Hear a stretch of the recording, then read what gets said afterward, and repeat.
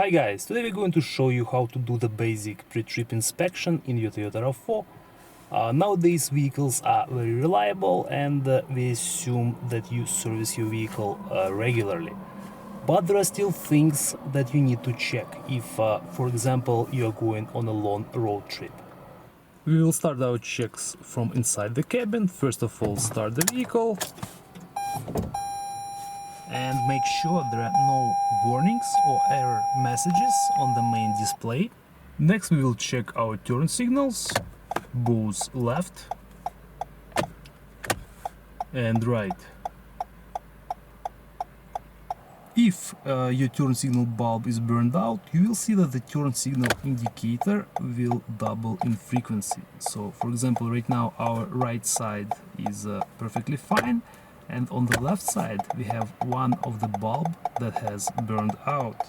This means that you need to check which bulb is burned out and it needs to be replaced. And as you can see right now, our rear left bulb has doubled in speed. This means that the front left one is burned out. We have a separate video where we showed how to replace both front bulbs and rear bulbs in the RAV4. I will leave the link in the description. Right now we'll quickly check if our headlights are working. The switch is located right here. Turn it all the way. This is our low beam. Pull the lever towards yourself. This is our high beam. Both are working fine. We'll check the stop light, so I will press the brake pedal and you will be able, actually even from inside the cabin, to see the reflection on the wall in our left and right rear view mirrors. And also don't forget about the third light. It needs to be checked as well. And now we'll check the reverse lights. Engage the reverse gear and we have both bulbs working. For this check you will probably have to ask somebody to help you, so that somebody can check it in the back of the vehicle. And the last check for the lights is the marker lights. Put the switch into this position. This will provide us the marker lights. Our front turn signals double as the marker lights.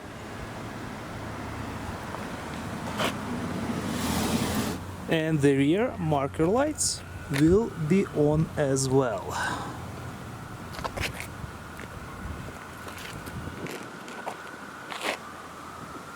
The next thing that we will check is the tire pressure. First, inside the cabin.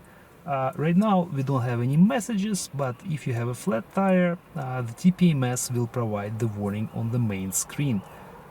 This means that you need to check your tires for nails or other damage and possibly repair the tire.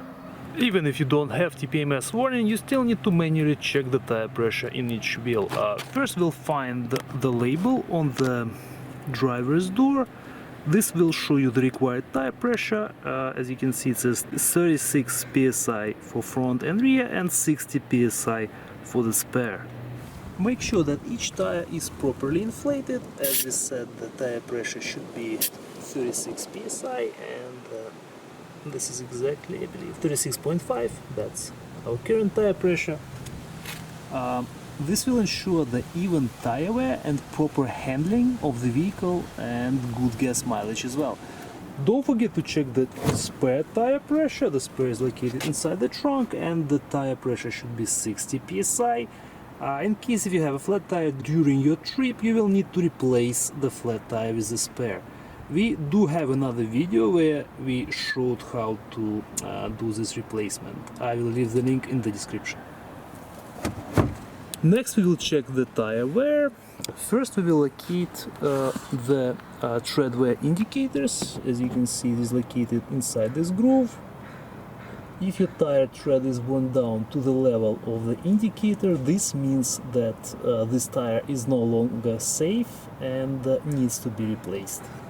If the inner or the outer edge of the tire is wearing down faster than the rest of the tread, vehicle's wheel alignment is not good. Alignment problems can affect steering, suspension and how the vehicle handles on the road. Therefore, if you see this problem, we strongly recommend taking the vehicle to the service. If the center of the tires wears out more than the rest, it means that you are driving on the tires that are overinflated. If both edges or shoulders of the tire are worn out, this means that the tires are consistently underinflated. As we said before, if your tires are over or underinflated, this will affect the gas mileage, the handling of the vehicle, and lifespan of your tires. Always make sure that your tires are properly inflated. After you check your tires, you need to check your wheels. Make sure there are no big dents or cracks on the rims. Scratches like this are fine. And you need to check the lug nut torque. In case of Toyota RAV4, the lug nut torque is 76 foot-pounds. We do recommend to invest in the torque range because even at the dealership they do make mistakes, and it's always a good idea to check it yourself. Now we are going to check our fluids, or if there are any leaks. First of all, we need to take a look underneath the vehicle and see if there are any leaks. What you will likely see in summer is a condensation from the air conditioner. This is normal and you should not worry about that. If you see any other liquids, it could be the engine oil or coolant. In this case, you should get your vehicle to the service. Let's check the engine oil now. Under the hood, you will see the dipstick located right here. Pull it out and pull it back in, and now you will see the level of the oil inside the engine. You'll see these two marks, minimum and maximum, and ideally it has to be approaching the maximum, but it should be between these two marks. The check should happen after the engine has been off for at least 5 minutes. This way it will give you the correct level. In the new Toyota RAV4, oil should be changed every 10,000 miles or once per year. We also made the video how to change engine oil in the RAV4. Link will be in the description as well. Next we will check the coolant level.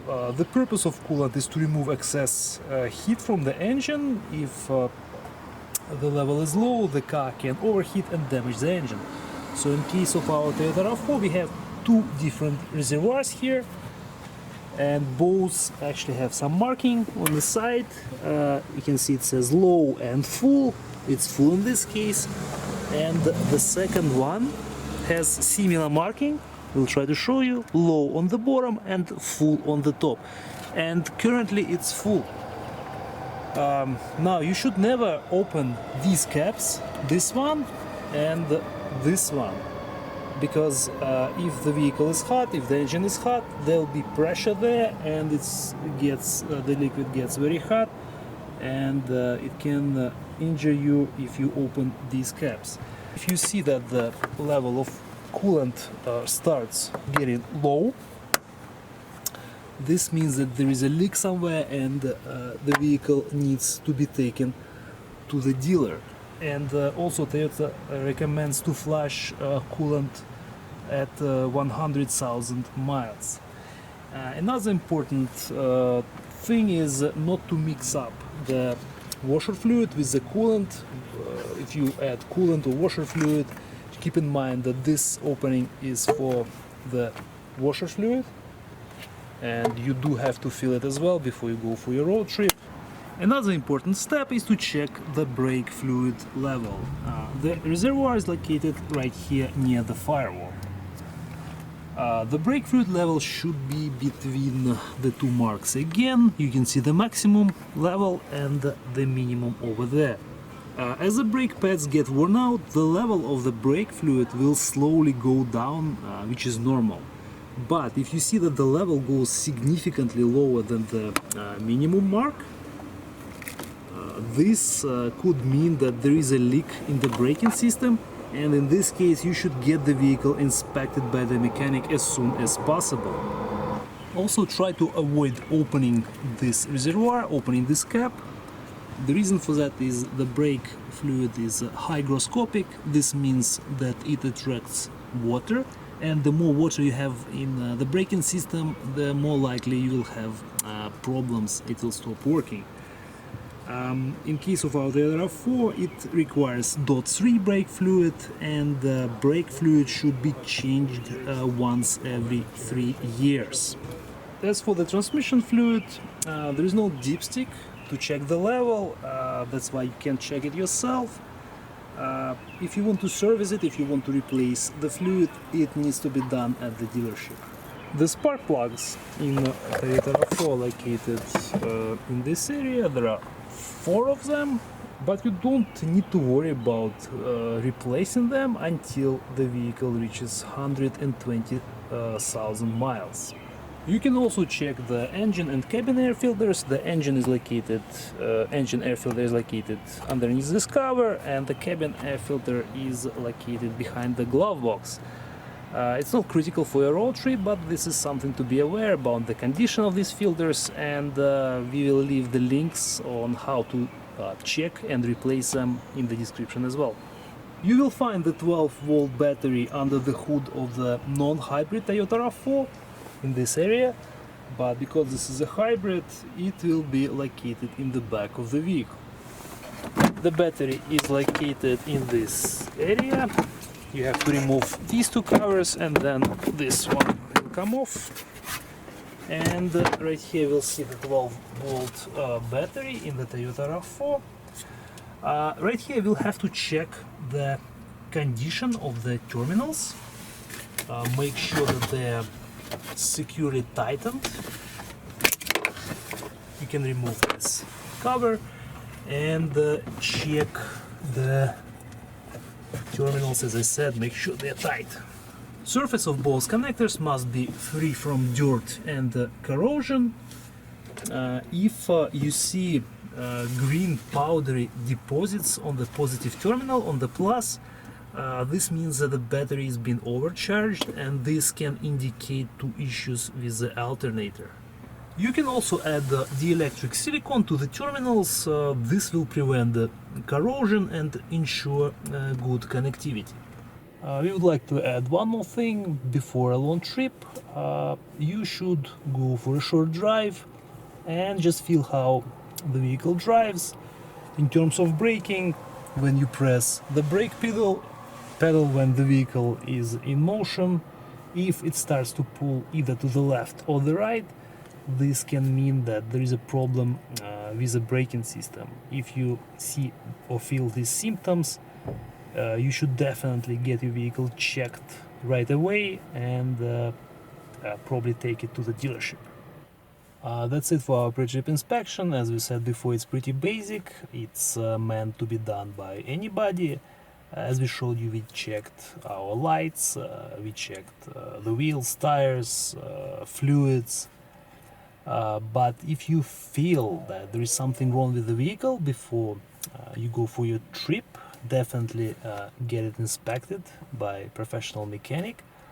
But other than that, these simple checks basically can get your trip more safe. And thank you guys for watching. We'll see you in the next video.